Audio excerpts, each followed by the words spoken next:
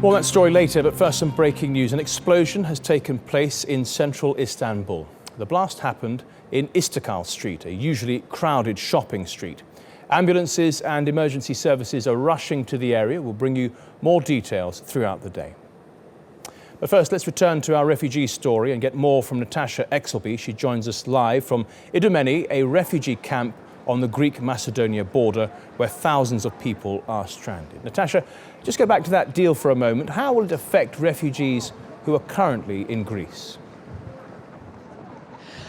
Well, Matt, that's very difficult to say because there seems to be a gaping hole in any of the announcements between the EU and Turkey with the summit yesterday in terms of what's going to happen to the 40,000+ people who are already in Greece. We know, as you mentioned earlier, as part of that deal that some of the Syrian refugees who are currently in refugee camps in Turkey will be relocated to Northern Europe, but there hasn't seemed to be any information, or publicly at least, given as to what will happen to the people who are currently stranded here in Greece. And as you can see, the conditions are getting worse. It's blowing a gale here. I'm seeing rubbish flying through the air. A lot of the mud that was caused by the rain has now turned into sort of large clumps of dirt, which are also being hurled through the air. And I just saw a tent over there, which was actually being hurled through the air as well, because they're very flimsy tents. So it's very difficult conditions for these people. But someone who has been making those conditions just a little bit easier and doing an extraordinary job is Baba Balush from the UNHCR, and he joins us now to talk more about that EU-Turkey deal. Baba, thank you so much for your time.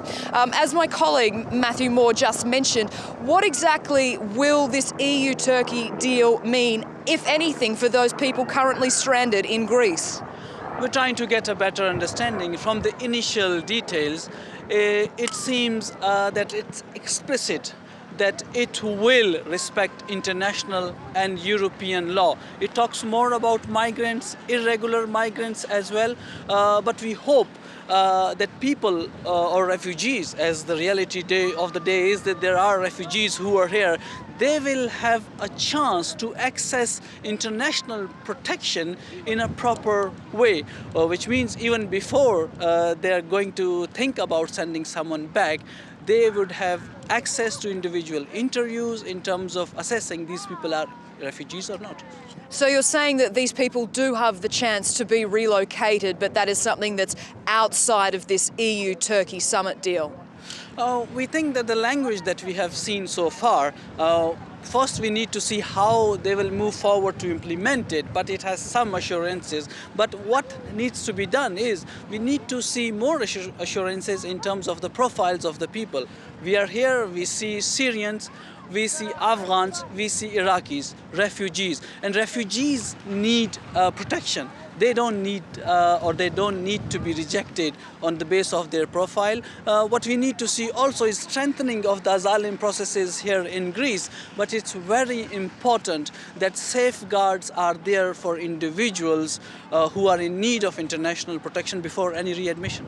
And Baba Balush, in the immediate future, what do you see happening for these people here who are stranded in this camp? Where does their fate lie? This is a heartbreaking story that just continues and continues. We need to see a resolution of the plight of these people, of refugees over here at the Idomeni site.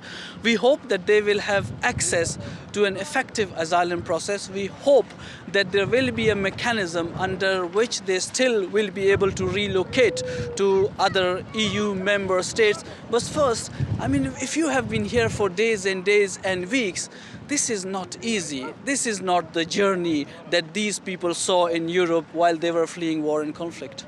Indeed. Baba Balush, thank you so much for joining us. Well, as you just heard there, Matt, there doesn't seem to be any immediate answers in sight for the people here, but a slogan which is taking up a lot of steam, which has been coined by the UNHCR, is that refugees need protection, not rejection. OK, Natasha Exelby at the Idomeni camp. Thank you.